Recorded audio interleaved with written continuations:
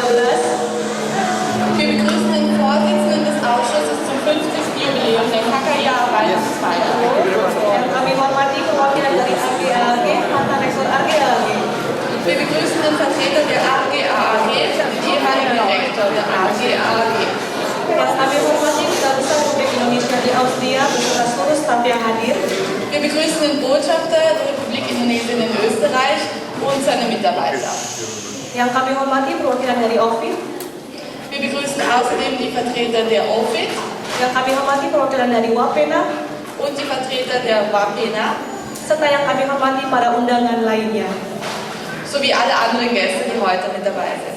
Selamat sore dan selamat datang pada perayaan Pesta Emas dan KKIA tahun 2013. Guten Abend und herzlich willkommen beim 50., also dem goldenen Jubiläum der KKIA Weihnachtsfeier. Puji syukur pada Tuhan Yang Maha Kuasa, pada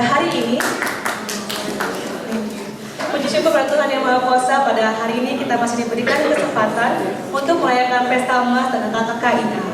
Sungguh waktu yang luar biasa berharga, karena KKIA mencapai usia 50 tahun, dan hal ini pastinya tidak terlepas dari penyertaan Tuhan.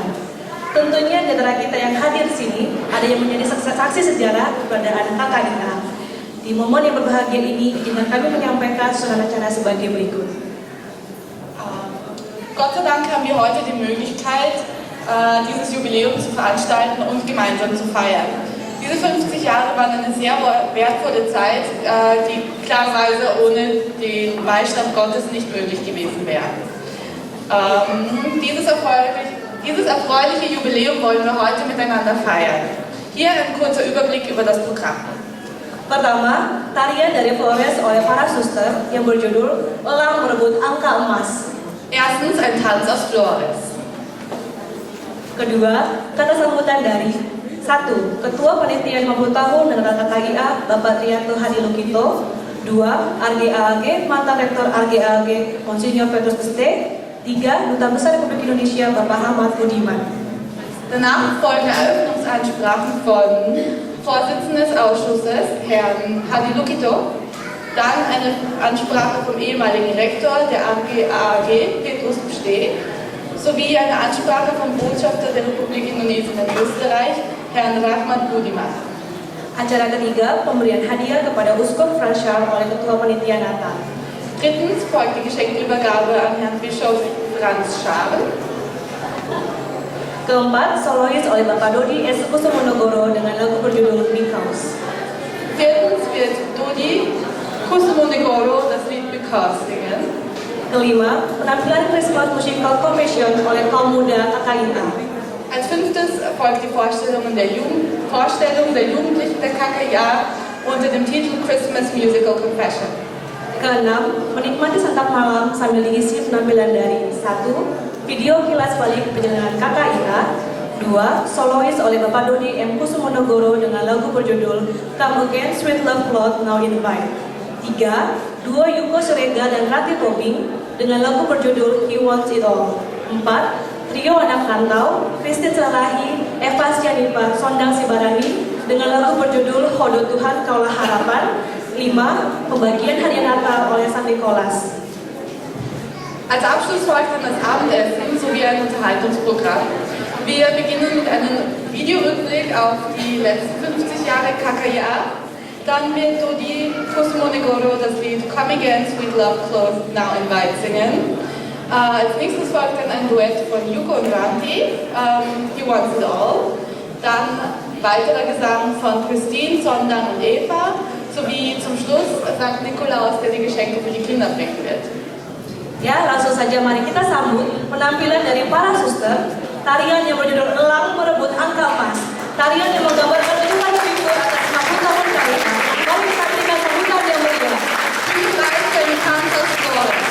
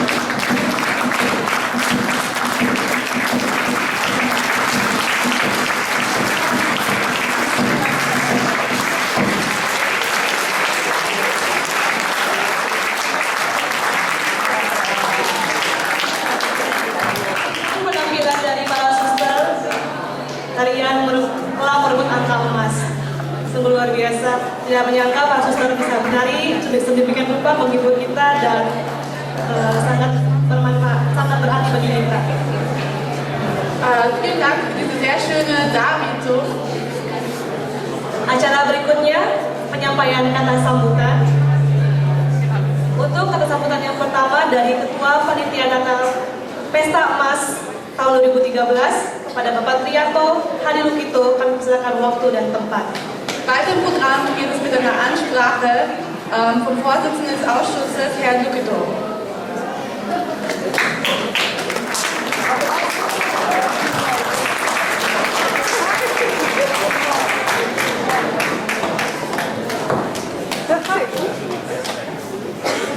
Saya kagum dengan tarian dari suster-suster, jadi saya ikut pakai topi adat.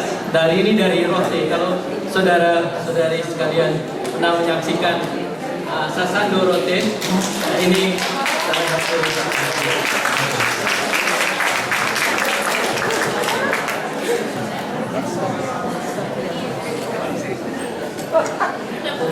Beberapa kepean untuk disampaikan. Selamat malam, Bishop Franz Gal, kemudian mantan Rektor RGAD, Bapak Duta Besar dan staf dari KBRI, kemudian perwakilan dari BITS, perwakilan dari Wapena, perwakilan dari PPI, dan juga perwakilan dari UN.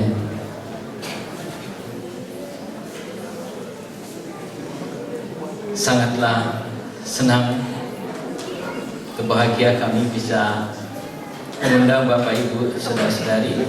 Juga tidak ketinggalan adalah para tamu undangan dari luar yang kami undang bersama-sama, anggota KKIA, panitia. Kami sangat senang sekali bisa merayakan Natal dan 50 tahun KKIA. Ucapan yang paling tepat kalau saya menyampaikan ini adalah di dalam rangka Natal dan 50 tahun ini adalah terima kasih yang sebesar-besarnya kepada para pelopor KKIA, juga dari KBRI, dari RG, dari Wapena, semua pihak yang sudah membantu KKIA berjalan selama 50 tahun ini.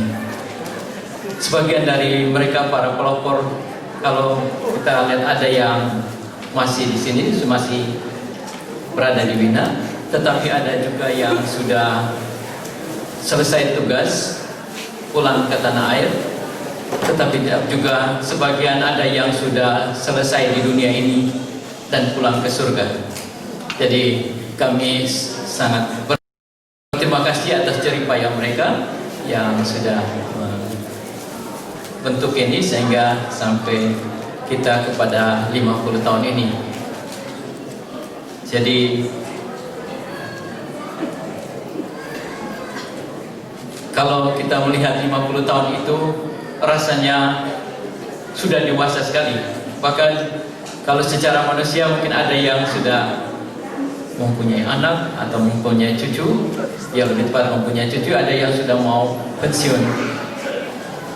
Tetapi apakah KKIA ini akan menuju kepada masa yang menjadi lemah, sehingga kita bertanya pula, dan akhirnya kita memilih tema lahir dan lahir kembali. Lahir oleh karena perayaan Natal ini, di mana Kristus lahir, kemudian lahir kembali. Ini sebenarnya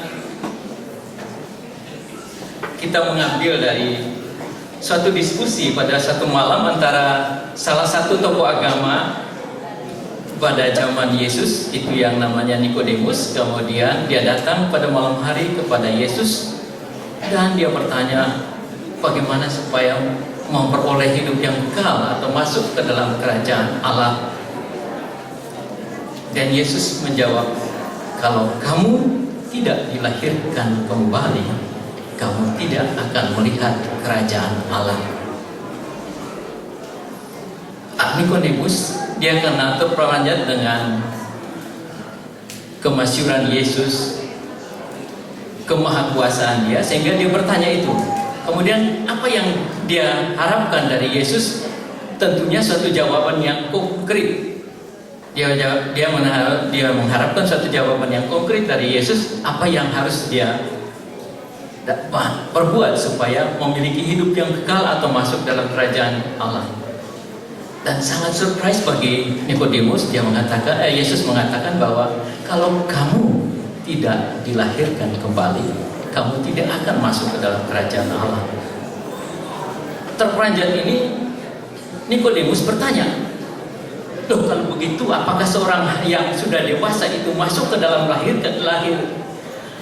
ibunya kemudian dilahirkan kembali? Coba lagi.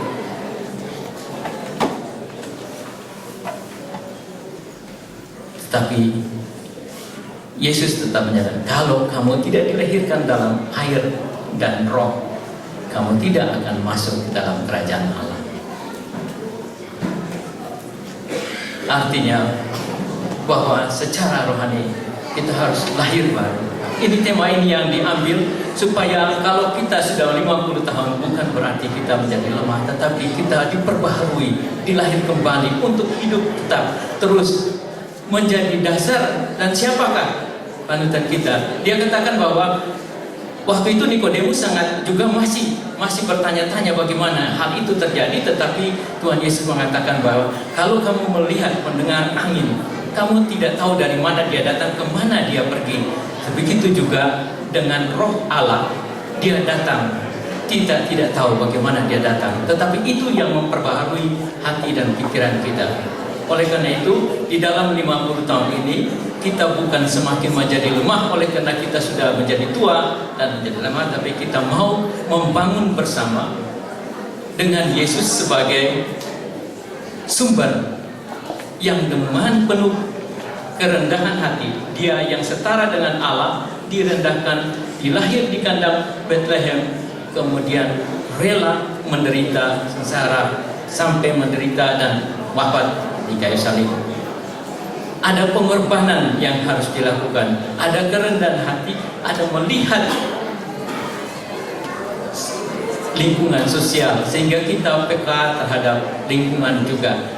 Oleh karena itu juga kita memperhatikan di dalam acara nanti seperti yang sudah disebutkan oleh MC, beberapa acara yang di sana, kilas balik dari KKIA. Dengan semangat ini, dengan melihat mereka yang sudah lebih dahulu membentuk, kemudian kita dengan tema ini kita akan berjalan memperbaharui hidup rohani kita, berjalan bersekutu, bergandengan dengan saudara-saudara kita, baik yang dalam KKIA maupun di luar KKIA, dan kita akan terus membangun hidup rohani kita untuk kebersamaan kita. Dan malam hari ini juga ada persembahan atau sumbangan yang disampaikan di dalam kotak sumbangan di luar. Kita mau wujudkan cinta kasih kita itu dengan mengirimkannya ke Filipina yang mengalami bencana. Itu sebagai solidaritas kita secara spiritual untuk membantu mereka.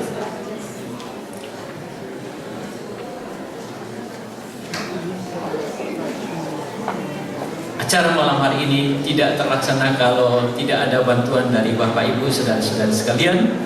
Oleh karena itu kami sangat mengucapkan terima kasih kepada setiap mereka yang sudah ambil bagian untuk menyumbangkan pikiran, tenaga maupun harta untuk acara ini.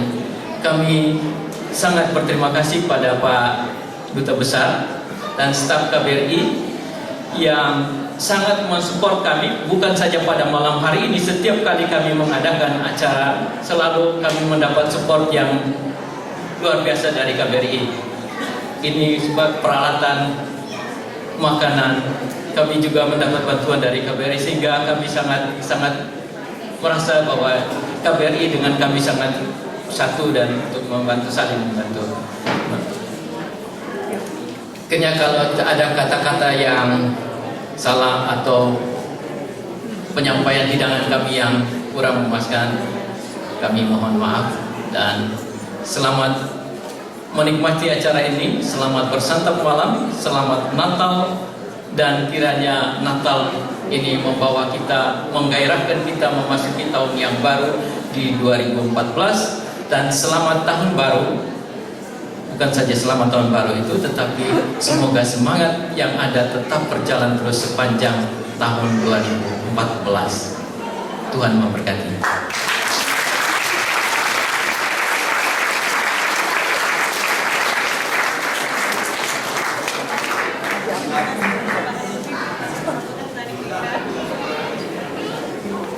Sebagai kami naik ke atas panggung untuk menyelesaikan dengan sound system yang ada. Danke für Ihre Worte. Kata sambutan berikutnya, kami persilakan mantan Rektor RGAAG kepada Monsignor Petrus Ste. Kami persilakan waktu dan tempat. Als nächstes bitten wir den ehemaligen Rektor der AAG auf die Bühne, Herrn Petrus Ste.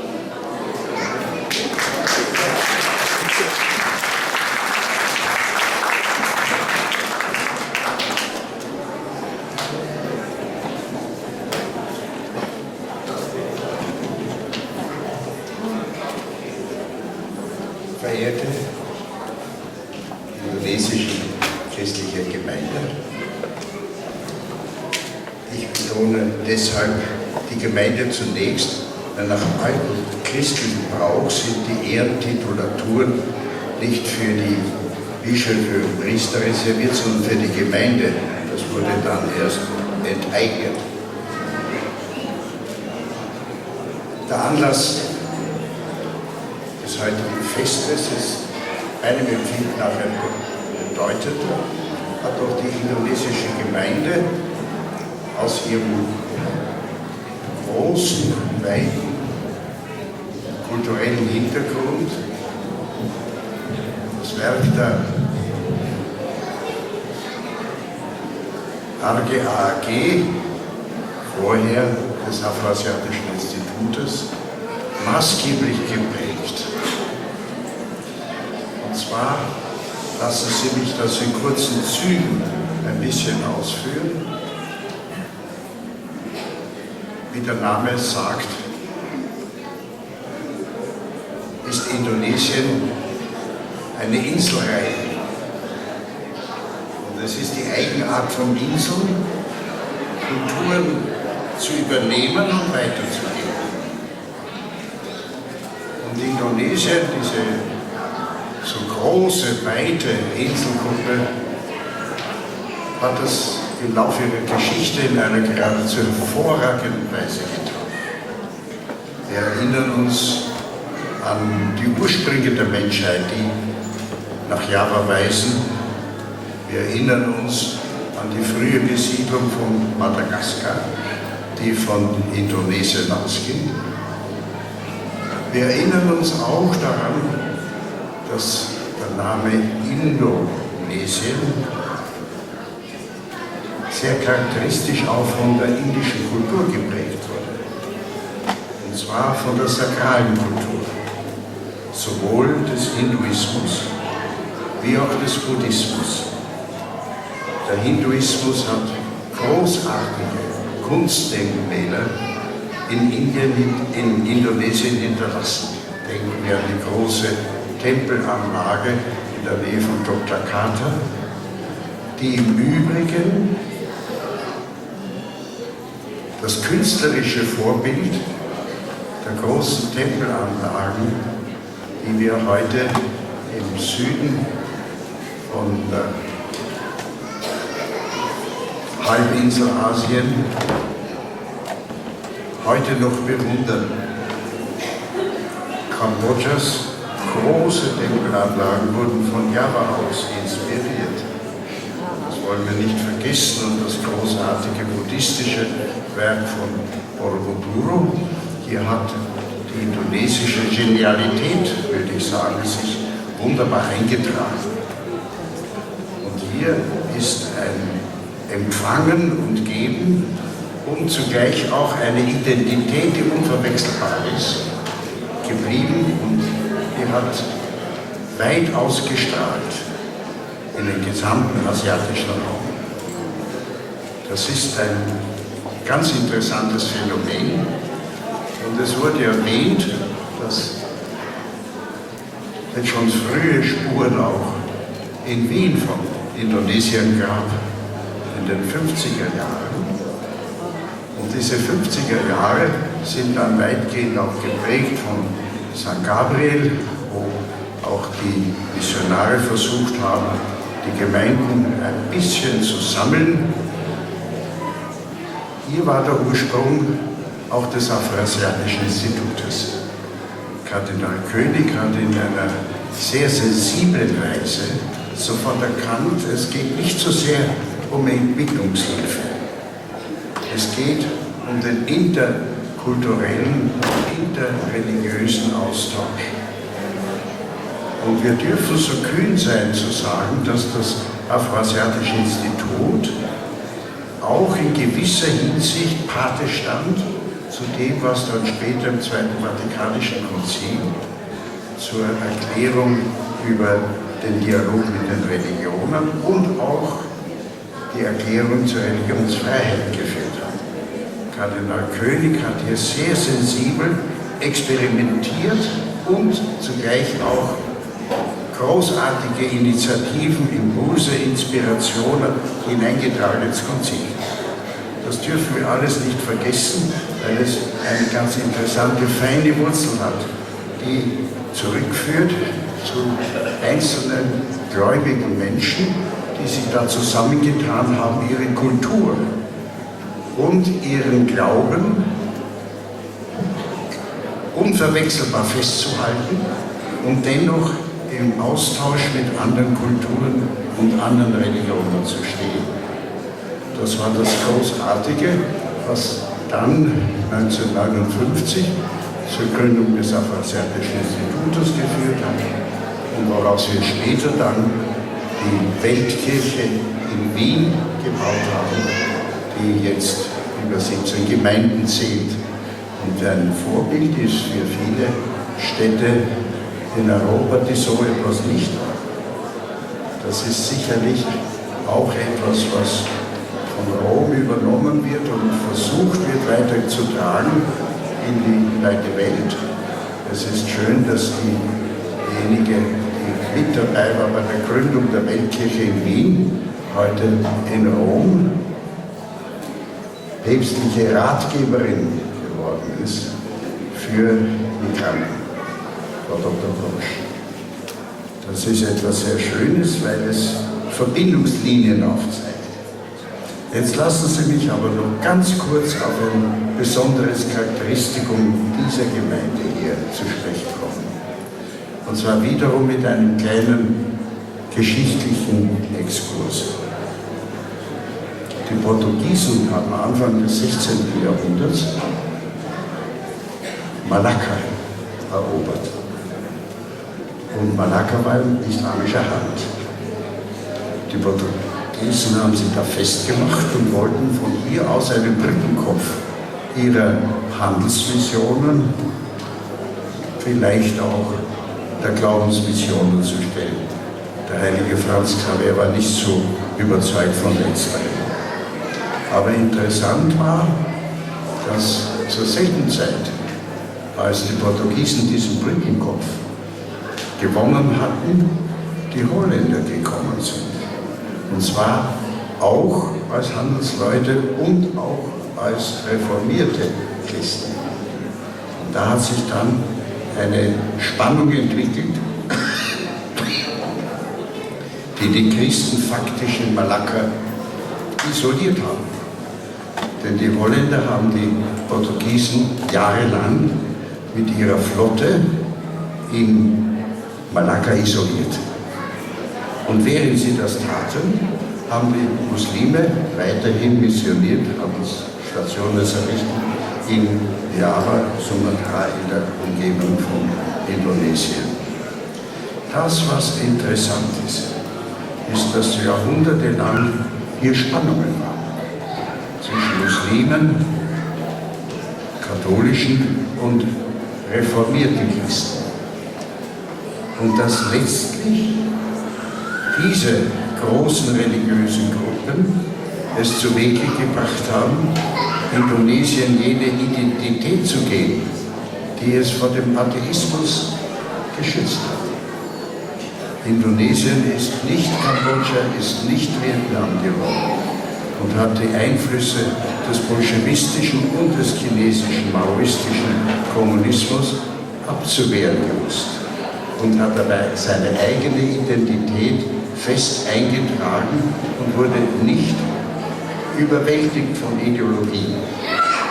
Und diese wunderbare Einheit, die sich da gezeigt hat, hat auch zur Entspannung dieser Felder geführt und zu einem Miteinander des Volkes und seiner Religion geführt. Und einer der schönsten Beispiele ist die Gemeinde hier in Wien, eine ökumenische Gemeinde, die in herzlicher Verbindung auch mit den muslimischen Brüdern und Schwestern steht und sich als eigene Identität bewusst aus dem Glauben hervorgeht.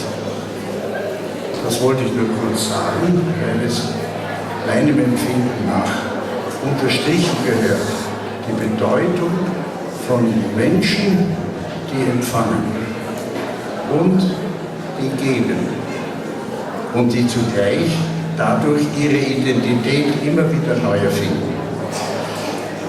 Ich wünsche der indonesischen Gemeinde hier in Wien, die 50 Jahre des Bestandes feiert, dass sie in diesem Geiste weiterwirken kann.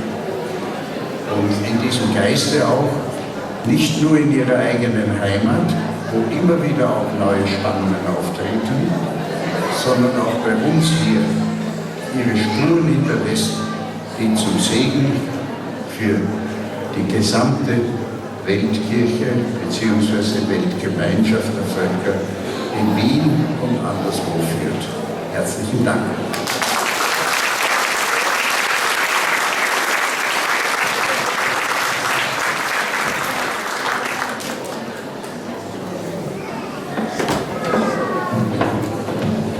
Kami ucapkan terima kasih kepada Monsignor Petrus Gede atas kata sambutannya.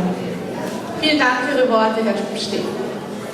Kata sambutan yang berikutnya dan yang terakhir, dan tentunya yang paling kita nantikan, sambutan dari Duta Besar Republik Indonesia di Austria kepada Bapak Rahmat Budiman hanya mempersilakan waktu dan tempat.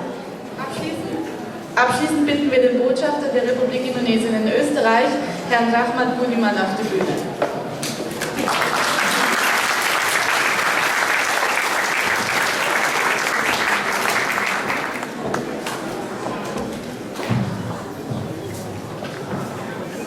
Yang terhormat Bishop Franz Karl, yang terhormat mantan Rektor AAG Petrus Gede, Bapak Hadim Kito, yang terhormat lawan bulu tangkis saya Romo Hans, Bapak-bapak dan ibu-ibu sekalian, selamat malam, salam sejahtera kami sampaikan seiring doa semoga kita senantiasa berada di jalan Tuhan yang Maha Kuasa. Atas nama keluarga besar, kedutaan besar Republik Indonesia di Austria, kami ingin menyampaikan selamat Natal bagi saudara-saudara kita yang merayakan, dan juga selamat tahun baru bagi kita semua. Semoga kedamaian senantiasa dalam kehidupan kita bersama, dan semoga keberhasilan yang lebih baik lagi akan kita raih pada tahun yang mendatang. Pada kesempatan ini juga saya ingin sampaikan permohonan maaf apabila selama ini bantuan-bantuan yang diberikan oleh kedutaan besar sangat terbatas, karena memang ada keterbatasan, tetapi percayalah dalam keterbatasan itu kami ingin memberikan yang maksimal, dan mudah-mudahan kerjasama di antara semua masyarakat Indonesia dapat terus menjadi lebih baik dan menjadi lebih mendekat lagi. Sekali lagi, selamat ulang tahun KKIA yang ke-50, selamat Hari Natal, dan selamat Tahun Baru. Assalamualaikum warahmatullahi wabarakatuh. Salam sejahtera.